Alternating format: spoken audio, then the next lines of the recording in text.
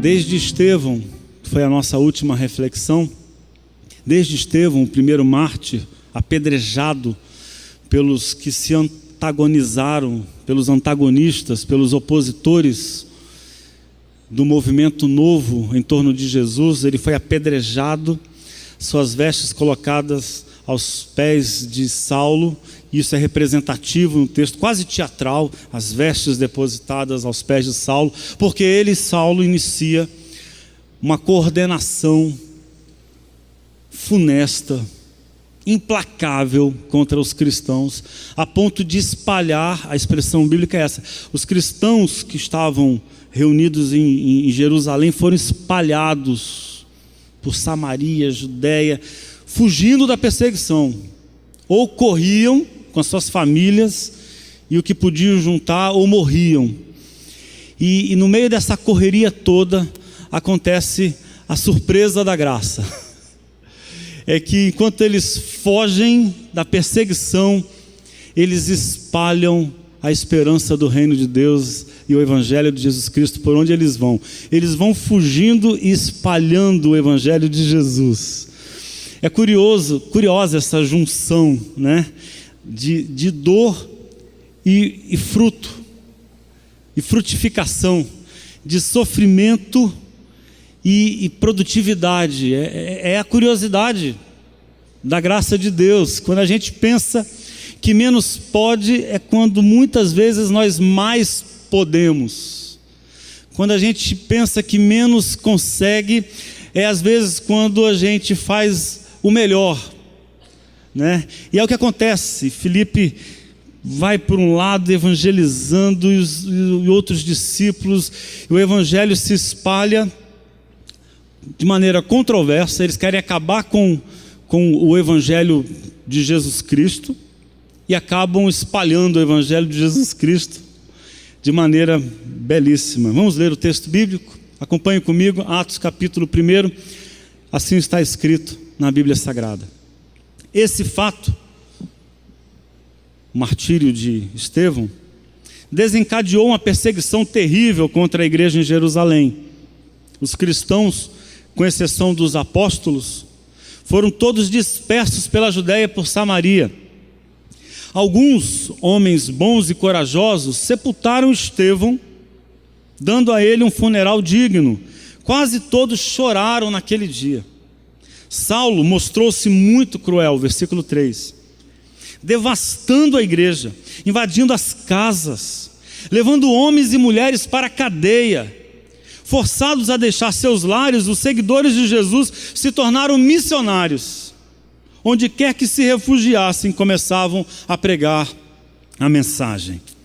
Descendo a uma cidade samaritana, Filipe proclamou a mensagem do Messias. Quando o povo ouviu sua pregação e viu os milagres, claros sinais da ação de Deus, eles se apegaram a cada palavra. Pessoas que não podiam ficar em pé, nem andar, foram curadas naquele dia. Os espíritos malignos protestavam e faziam estardalhaço, mas eram expulsos. Houve muita alegria naquela cidade. Antes da chegada de Filipe, um tal Simão costumava praticar magia na cidade, ganhando fama com isso e manipulando os samaritanos com sua feitiçaria. Todos comiam na mão dele. Das criancinhas aos mais velhos, o povo acreditava que Simão tinha poderes sobrenaturais e o chamavam de grande mago. Ele morava ali havia algum tempo e todos o admiravam. Mas quando Filipe veio à cidade, anunciando as novas do reino de Deus e proclamando o evangelho de Jesus Cristo, eles se esqueceram de Simão e foram batizados depois de se tornarem cristãos. O próprio Simão creu, foi batizado e a partir daí tornou-se a sombra de Filipe. Estava tão fascinado com os sinais e milagres de Deus que não saía de perto dele. Versículo 14. Quando os apóstolos em Jerusalém tomaram conhecimento de que Samaria tinha aceitado a mensagem, enviaram Pedro e João para orar por eles. a fim de que recebessem o Espírito Santo. Até aquele momento, eles tinham sido batizados apenas no nome do Senhor Jesus. O Espírito Santo ainda não tinha vindo sobre eles. Então, os apóstolos impuseram as mãos sobre eles e eles receberam o Espírito Santo. Quando Simão viu que os apóstolos concediam o Espírito com a simples imposição de mãos, ofereceu-lhes muito dinheiro, entusiasmado. Vendo-me o segredo de vocês, como conseguem fazer isso? Quanto querem? Façam o preço. Mas Pedro reagiu: para o inferno você e seu dinheiro. Como ousa pensar que pode comprar o dom de Deus? Você nunca vai tomar parte da obra de Deus com suborno e barganha. Trate já de mudar de vida. Peça ao Senhor que o perdoe por querer usar Deus para ganhar dinheiro. Vejo que não deixou o velho hábito, sua ganância está acabando com você. Oh, exclamou Simão, orem por mim. Orem ao Senhor para que nada disso aconteça comigo. Depois disso, os apóstolos prosseguiram seu caminho, continuando a testemunhar e a espalhar a mensagem da salvação de Deus, pregando nas cidades samaritanas que encontravam no caminho de volta para Jerusalém. Amém. Ore comigo, por favor. Ore a Deus junto comigo. Senhor, nós reconhecemos nesse instante uma possibilidade sagrada para nós. E a gente diz que ela é sagrada porque é muito cara, muito desejada por nós. Que é a possibilidade da gente vencer medos, da gente se livrar de pensamentos adoecidos, da gente amadurecer, da gente crescer como pessoa, ter crescimento interior, ganhar consistência na fé. Alguns aqui hoje estão bambeando na sua esperança, estão cambaleantes, cansados, alguns cheios de dúvidas, algumas dúvidas até sufocantes mesmo, e que a gente acredita que essa chance de meditar na Tua Palavra é a chance da gente responder algumas dessas perguntas e de descobrir coisas boas e de aprender algumas respostas que vão enriquecer as nossas vidas, nos dar condição de seguir em frente. Ajuda-nos hoje, Senhor, porque nós acreditamos que nessas palavras todas, pregadas, meditadas, está a Tua Palavra, que é a chance de seguirmos em frente, em nome de Jesus. Amém. Eu estava recém-chegado em Curitiba, nem vou arriscar a data, olha que deve ter passado muito tempo, né? Mas eu estava recém-chegado em Curitiba, tinha ali a missão aos 26 anos de idade, de implantar uma igreja, estabelecer uma igreja, organizar. E a gente não tinha ninguém, faltava só isso, né? Pessoas. Essa era a missão. E a gente não perdia a oportunidade. E a minha carência, como um pregador, né, era de ser ouvido. Eu tinha isso na cabeça, eu preciso ser ouvido. Então eu não recusava nem convite de assembleia de condomínio. Se tivesse uma chance de conhecer alguém, de falar qualquer coisa, de dizer para que nós estávamos ali, eu ia. E eu digo isso literalmente. O Márcio era meu companheiro ali de ministério e nosso companheiro no meio da Beth. A gente queria, e a Clarinha com 3 anos de idade, né? A gente precisava ser ouvido. E uma das primeiras pessoas que a gente alcançou foi nossa vizinha de porta de frente, que alguns meses depois, recém-convertida, viajou para Recife, mas ainda continuou sendo uma amiga muito querida. O nome dela era Elza, Elza. E eu recebi um convite de uma organização evangélica que trabalha com evangelização e apoio de empresários e profissionais liberais, chamada Adonep. Alguns aqui devem conhecer. E para mim foi uma chance preciosa, porque era uma oportunidade de ser ouvido por gente que não tinha igreja, que queria aprender, e foi muito boa a experiência. Desde a primeira vez que eu fui a um dos cultos da Adonep ali, a gente foi muito bem aceito, muito bem recebido, a nossa pregação foi muito bem aceita, apesar de com muita frequência o que a gente pregar viesse a destoar, né, do que era pregado ali, comumente. E talvez por isso eles gostassem tanto da gente, eu acredito. E uma dessas vezes que eu fui pregar, uma noite muito fria, eu tenho essas marcas assim na minha memória, uma noite muito fria, e eu preguei uma mensagem que foi muito, muito, muito marcante, uma mensagem que convidava as pessoas a buscarem a Deus por quem Ele é e não pelo que Deus pode fazer, uma mensagem inspirada na vida de Sansão.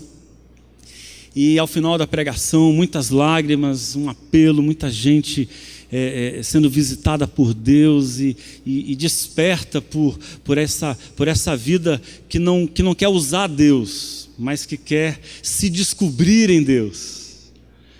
E terminada a pregação, eu fui procurado por um homem, ele devia ter uns 50 anos de idade, aparentava ter uns 50 anos de idade ou mais talvez, e ele veio revoltado.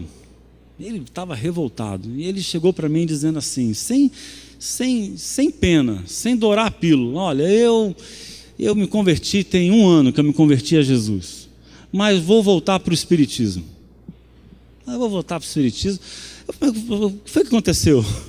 O que houve com você? Ele falou assim: olha, eu vim do Espiritismo para cá, mas a minha empresa continua com problema. A empresa está quase quebrando.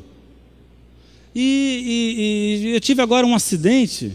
Aí começou a citar uma série de infortúnios que acontecem na vida. E eu, ouvindo aquilo, fui desmoronando por dentro. Eu falei: meu Deus, o que é isso?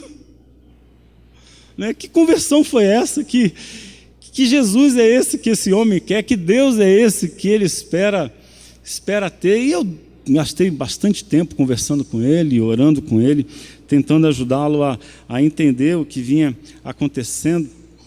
Mas o fato, e aí eu imagino hoje, é que aquele homem, ele nunca foi nem um bom kardecista, porque aqui entre nós, eu sou cristão, mas o kardecismo não é tão bobo assim. É melhor do que isso. É melhor do que isso. Ele nunca nem foi um bom kardecista, e muito menos um cristão de verdade.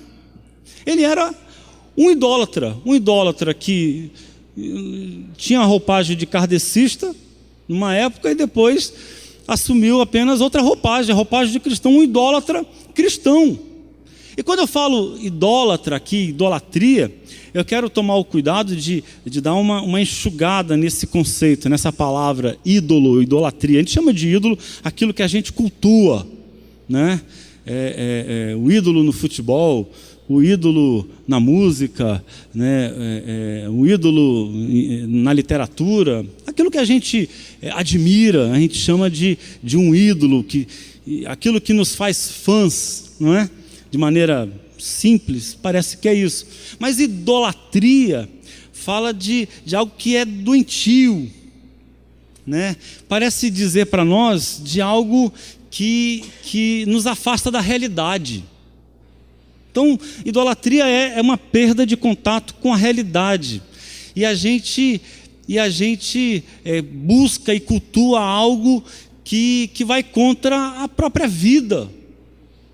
E que a Bíblia denuncia como sendo mal. A Bíblia diz que aqueles que fazem cópias do divino, né? que acreditam que Deus pode ser alguma coisa, né? uma árvore, uma montanha, uma estatueta, uma coisa, que Deus pode ser qualquer outra coisa que não seja esse que está para além dos nossos conceitos, faz idolatria. E eu acredito, olhando para essa história que eu acabei de contar para vocês, e para a história de Simão, que nos textos tradicionais é chamado de Simão o mágico, que um idólatra, ele é alguém que cultua a si mesmo, afinal de contas. O seu ídolo nem é um ídolo pagão e nem é uma figura cristã. É ele mesmo. Na verdade, Simão, ele está em busca de autossatisfação. Ele está em busca de uma vida privilegiada, uma vida fácil, uma vida marcada pelo poder. O texto diz que ele manipulava as pessoas e as pessoas tinham medo dele, e ele tinha muita fama, ele era temido. Na versão mais antiga, eu gosto da expressão, diz que ele era chamado de o grande poder. Aqui na versão que eu li, diz o grande mago, né? O grande poder, ele era o grande poder. As pessoas, e essa sensação de ser venerado, respeitado, de sucesso, parece ser a coisa que esse homem mais ama. E quando ele se faz cristão, ele carrega para o culto cristão essa sua idolatria. Ele carrega para o culto cristão isso que nunca deixou de ser a busca de autossatisfação. Afinal de contas, em última análise, o que ele mais quer é realizar a si mesmo, é satisfazer os seus caprichos, as suas vontades, é cuidar do próprio interesse. Essa é a história de Simão, o mágico, em Atos. E ela é muito forte. Eu diria que ela tem assim um tom de exortação, de despertamento. Ela é de uma certa forma antipática, porque no meio de toda a adesão, de toda aquela agitação, surge um Simão que confunde tudo e que coloca em dúvida isso que a gente está vivendo.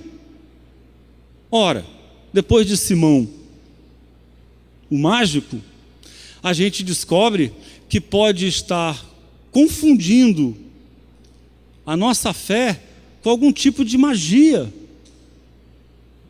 com algum tipo de movimento idólatra, que a gente pode achar que está buscando a Jesus, mas não está. Que a gente pode se entreter com uma vivência religiosa, achando que é Deus o que a gente está promovendo e cultuando, mas na verdade é outra coisa.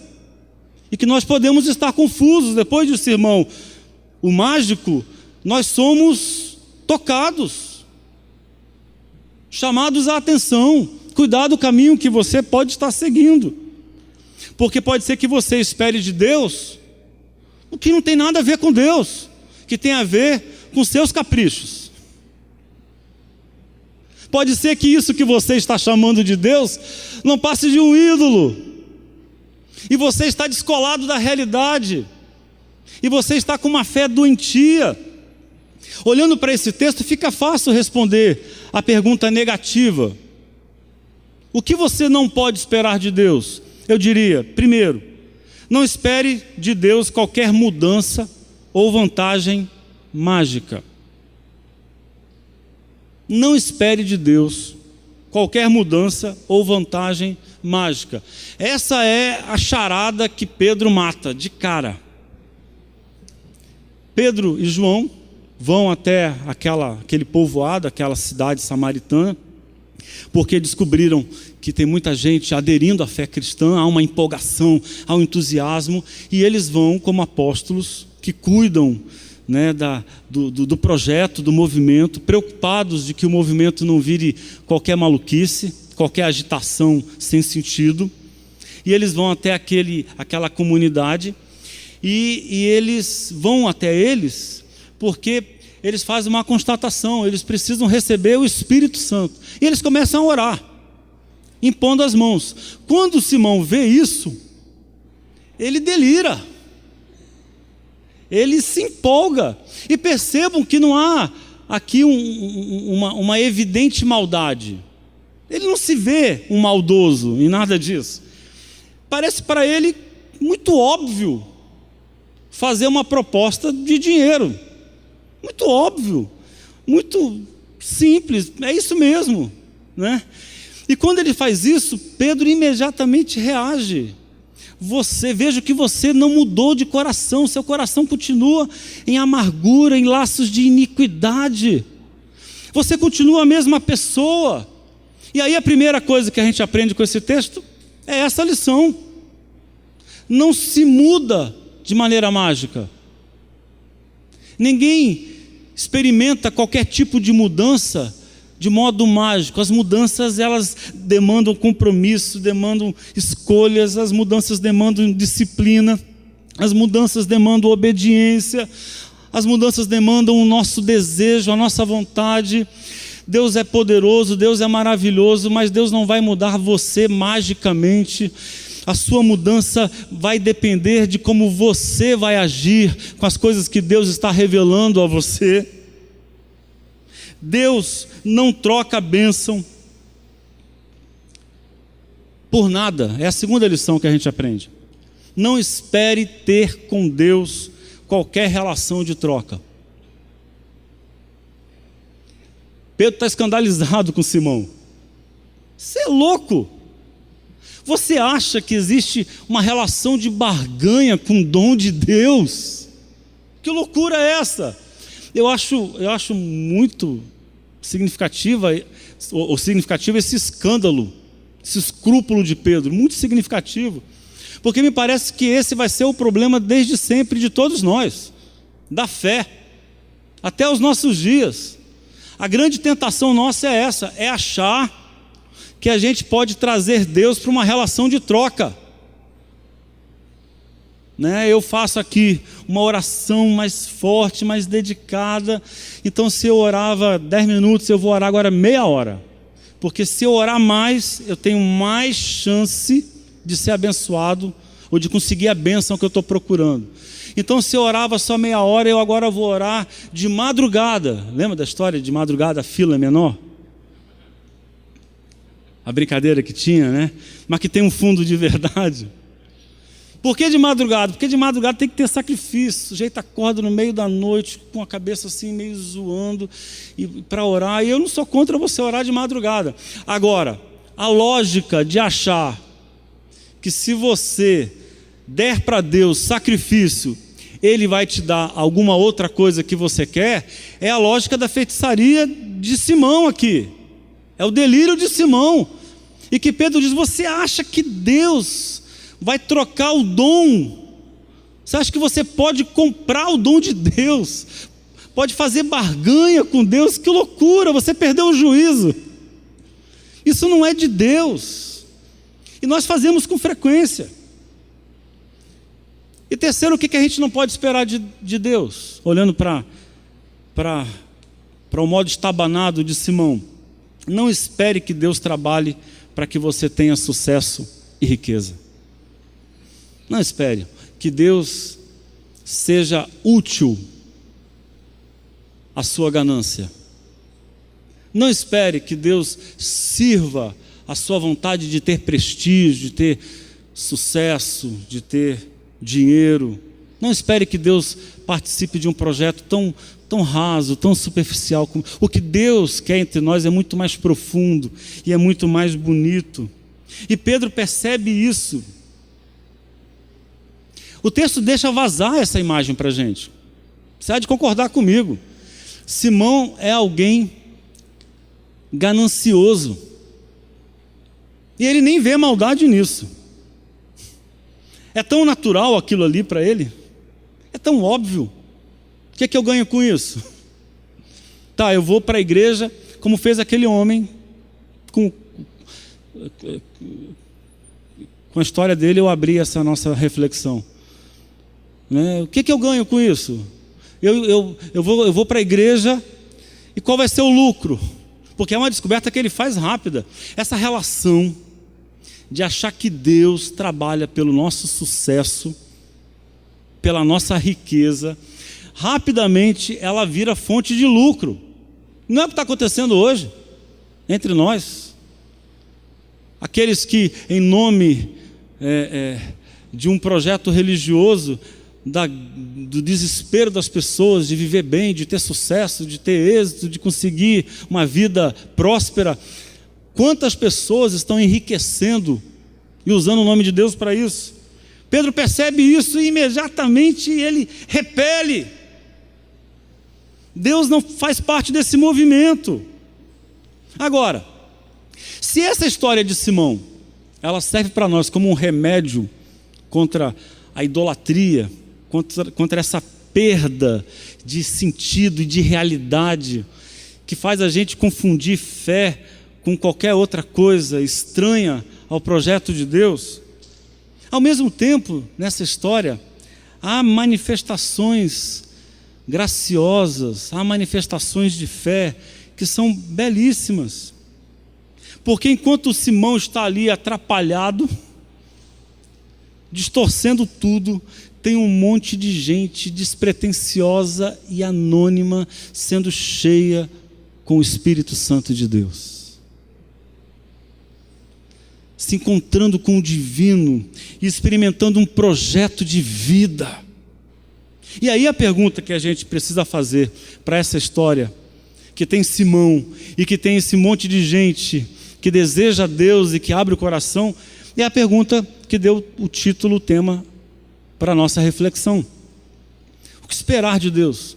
O que você pode esperar de Deus? Eu quero fazer 2 sugestões olhando para esse texto.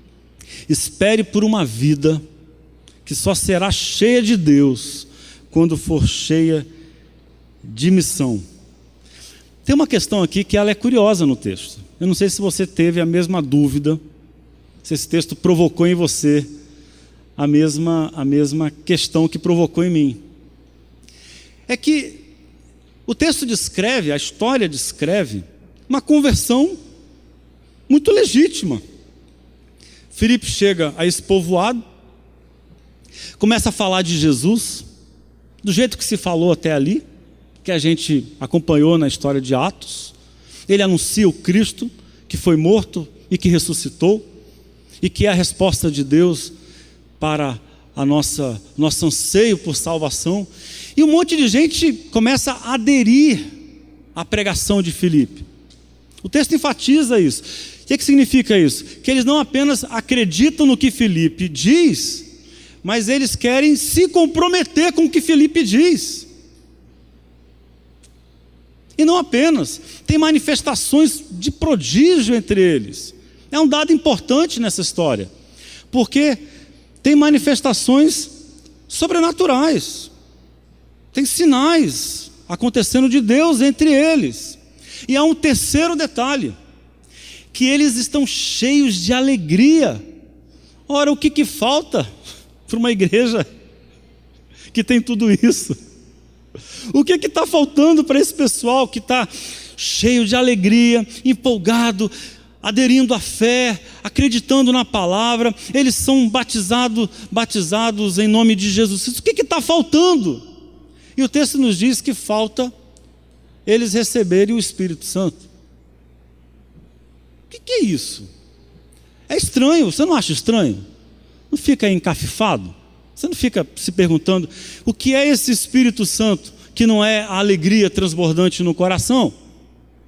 O que é esse Espírito Santo que não é aderir à fé e acreditar em Deus e receber a vida proposta por Jesus? O que é esse ser cheio do Espírito Santo? O que é receber o Espírito Santo, afinal de contas?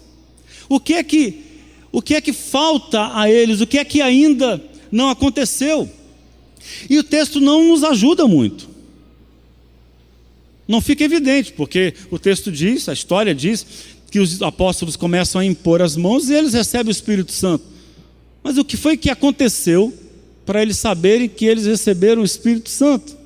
E aí a gente precisa pedir socorro para os universitários. A gente precisa pedir socorro para o que Lucas acredita ser cheio do Espírito Santo. Quando Lucas fala receber o Espírito Santo, o que está na cabeça de Lucas, que conta essa história para nós? E na cabeça de Lucas está a mesma ideia dos profetas no Antigo Testamento e de Jesus Cristo e dos personagens dos evangelhos. Para esses personagens dos evangelhos, que vêm desde a tradição dos profetas, e eu já disse isso aqui em outros momentos para vocês, ser cheio do Espírito Santo não é receber uma alegria gostosa. não é ficar com o coração feliz e transbordante, não é ter vontade de chorar, uma emoção forte, uma sensação de que Deus está ali. Não é, e isso é maravilhoso. Você concorda comigo?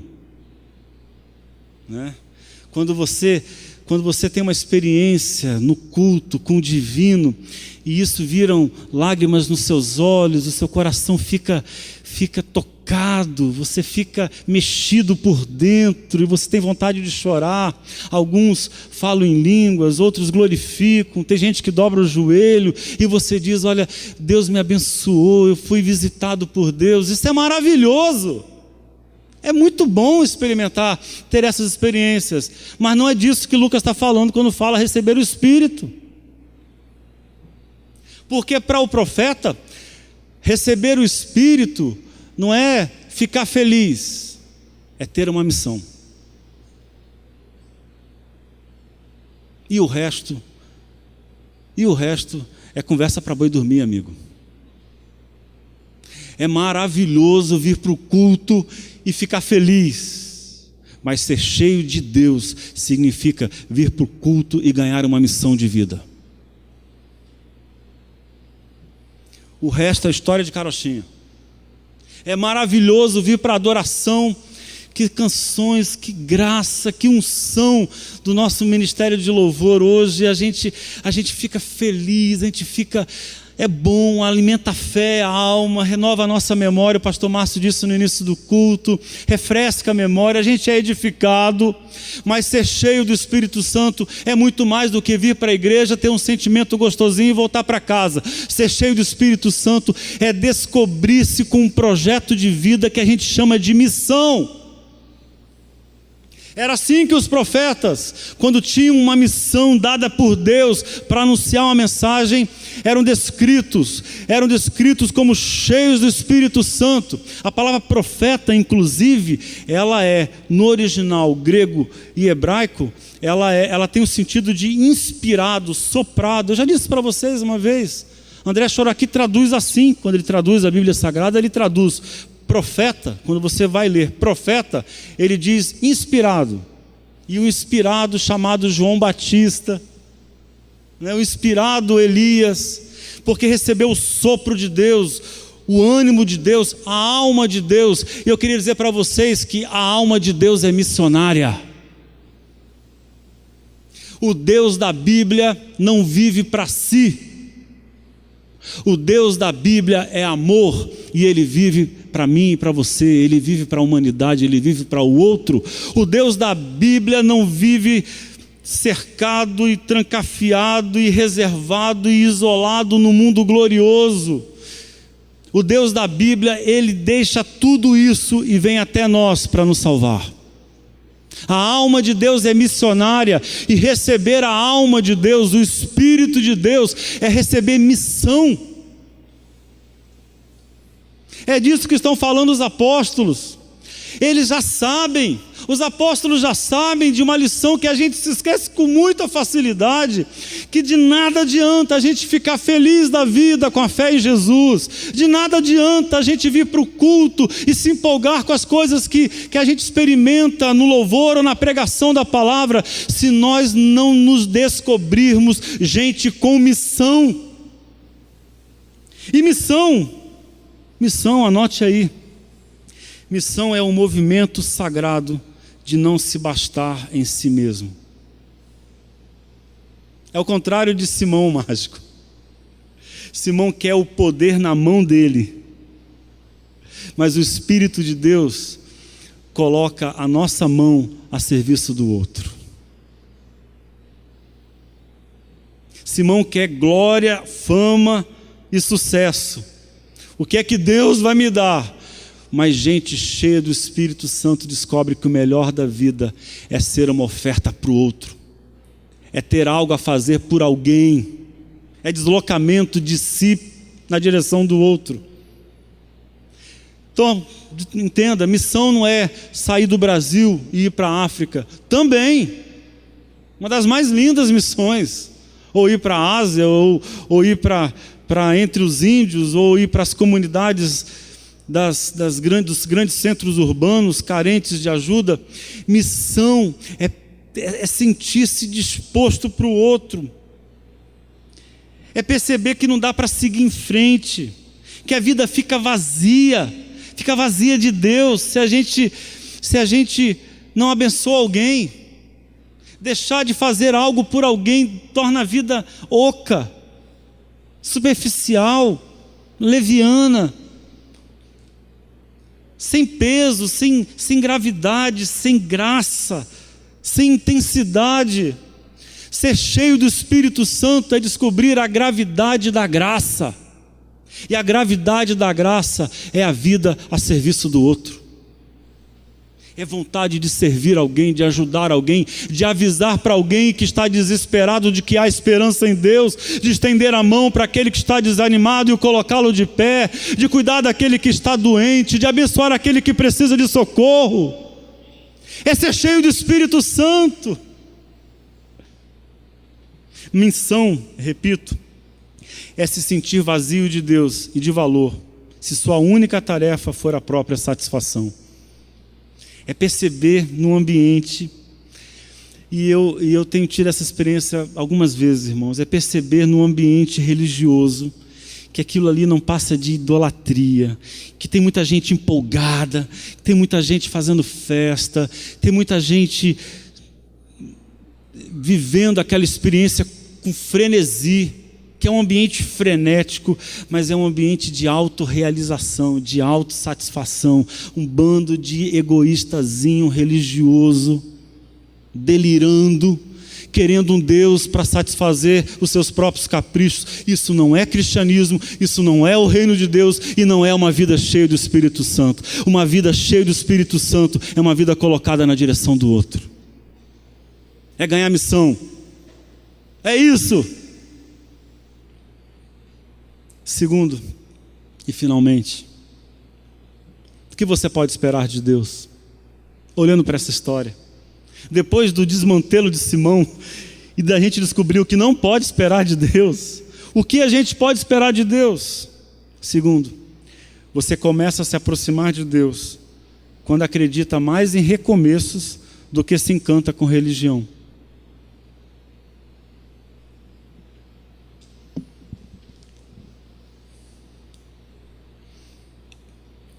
A experiência de Simão é assustadora para ele. Eu não sei vocês, mas quando eu li essa história a primeira vez, eu fiquei com dó de Simão. Porque ele parece ser um cara empolgadão, sabe? Falastrão. E totalmente perdido. Ele acha que está arrebentando. E está todo atrapalhado. Ele acha que está fazendo a coisa mais certa. Mete a mão no bolso, quanto que vocês querem para me dar isso daí, para me ensinar a colocar a mão sobre as pessoas, né? Eu me lembro de um jovem muito querido que hoje é pastor na Bethesda. Eu conto para ele isso de vez em quando, em momentos que a gente recupera a memória. E ele se converteu na primeira igreja que eu pastorei da Bethesda, aqui no bairro do prefeito José Walter. Eu tenho a imagem na minha mente até hoje, no apelo, ele vindo à frente com a cara assim empolgado, os olhos arregalados, as lágrimas descendo. Foi uma conversão linda, a conversão daquele rapaz. Os meses seguintes ele se envolveu com uma turma da igreja que o pessoal chamava de a turma do fogo, a turma do reteté, o pessoal do sapateado. Tinha uma turma dessa lá. Esse pessoal me deu um pouco de trabalho, eles eram bem atrapalhados, mas era um pessoal que eu tinha um carinho muito grande. Eu tinha esse olhar de admiração. Eu acreditava que ia acabar dando certo, uma hora ia dar certo, como aconteceu com muitos deles, inclusive com esse rapaz. Mas aí um dia ele me procurou, no final do culto, falou: pastor, eu preciso expulsar o demônio de alguém. O quê? Gente, eu já vi muito desejo nessa vida, mas desejo de expulsar demônio, essa experiência, né, mágica, de botar a mão na cabeça de uma pessoa que está possessa e tirar o demônio dela. Eu preciso muito, pastor. Eu falei, rapaz, isso não faz sentido. Você não tem que desejar expulsar o demônio de alguém. Você tem que desejar que as pessoas sejam livres. O que vai acontecer para que elas sejam livres está em segundo plano. A realização não é botar a mão na cabeça de uma pessoa, abracadabra, sai demônio. Pilim, plim, plim. Simão mágico, né? E aí um dia descobriram uma pessoa lá que estaria demoniada, uma história toda atravessada, e ele não perdeu tempo, é a minha chance.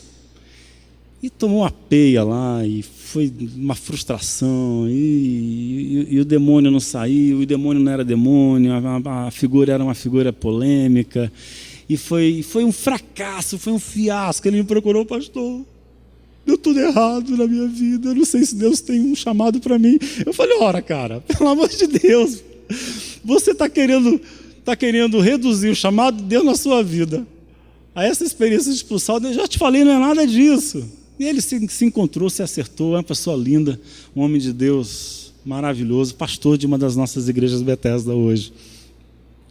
Mas o fato que a gente tem essa te vê essa experiência aqui, Simão todo atrapalhado ali, é essa figura, um falastrão, confuso, perdido.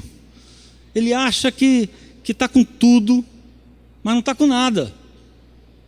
Ele toma uma atravessada de Pedro que é de perder o rumo. Para o inferno com o teu dinheiro. O seu coração está em fel de amargura e cheio de condenação. Aí a reação dele é tão bonita quanto feia foi a vontade dele de ter poder. A reação final dele é tão marcante e bonita quanto foi atrapalhada, espalhafatosa e deplorável a vontade dele de comprar o poder de Deus. Ele diz, olha, ora por mim para que nada disso aconteça. E aí a história, ela termina. A história nada diz sobre o que aconteceu depois com Simão. Mas há algo que a gente pode perguntar aqui. Eu quero fazer essa pergunta para vocês. Imagina Simão, vamos imaginar juntos aqui. Simão ali no canto, amuado, ele foi desmoronado pela dureza de Pedro, e a gente sabe que Pedro, não era chamado de pedra por acaso. Há uma pergunta que a gente pode fazer para esse Simão amuado que pede ajuda e socorro. Quando Simão está mais perto de Deus? Nessa história aqui. Olha para essa história. Quando foi que Simão esteve mais perto de Deus? Quando ele estava cheio de entusiasmo e passou a seguir os passos dos apóstolos e se batizou? Ou quando, arrasado nas suas expectativas, ele tenta recomeçar? Quando foi que ele chegou mais perto de Deus? Quando ele estava na crista da onda, no meio do frenesi religioso, se achando o máximo, empolgado, querendo engolir o mundo, ou quando ele estava arrasado, com a sensação de fim de linha, tentando recomeçar? A resposta é fácil, é ali. É ali, quando a gente acredita em recomeços, que a gente se aproxima mais de Deus. Espere de Deus um parceiro, sempre que você precisar de alguém que acredite em recomeços. Deus não vai participar de nenhuma barganha com você, por sacrifício nenhum. Deus não vai trocar bênção por sacrifício, nem bênção por dinheiro, nem bênção por obediência. Deus não vai trocar bênção e favor nenhum por santidade, mas conte com a parceria de Deus quando você precisar recomeçar nessa vida. Não interessa se a tua história foi horrorosa, Deus estará do seu lado. Não interessa se o que você fez é vergonhoso, Deus estará com você se você quer e acredita em recomeços, porque o Deus da graça acredita em recomeços.